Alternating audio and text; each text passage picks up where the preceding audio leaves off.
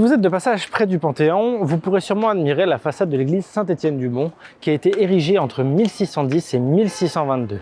Cette façade a la particularité de mélanger plusieurs styles architecturaux.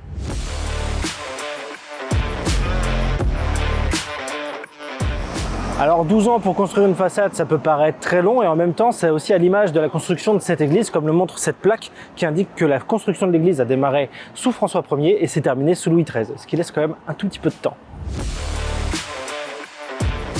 Donc vraiment sur cette façade, vous pouvez voir qu'on démarre avec un rez-de-chaussée, avec un portail qui va vraiment rappeler les temples grecs, avec juste au-dessus un fronton qui représente la résurrection du Christ.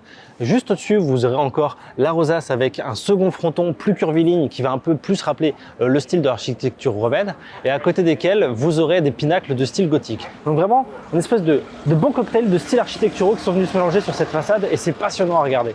Comme de nombreux autres monuments parisiens, l'église Saint-Étienne-du-Mont n'est pas restée indemne face aux dégâts de la Révolution française. Ainsi, toutes les statues de la façade avaient été brisées et c'est l'architecte Baltard, à qui on doit également l'église Saint-Augustin, qui avait été en charge de refaire les statues. Et non seulement il a refait les statues, mais il a aussi renouvelé leur iconographie tout en décuplant le nombre de statues sur cette façade, augmentant ainsi le côté baroque de cette façade. Toujours un petit peu plus de styles architecturaux dans ce cocktail.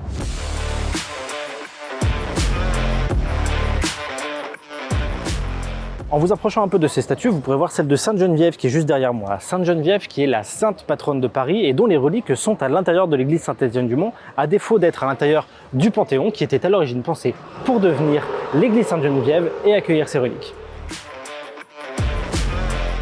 Donc si vous êtes de passage près du Panthéon, n'hésitez pas à venir découvrir cette magnifique façade de l'église Saint-Étienne-du-Mont, mais aussi de rentrer dans cette église qui reste encore aujourd'hui l'une des plus belles de Paris.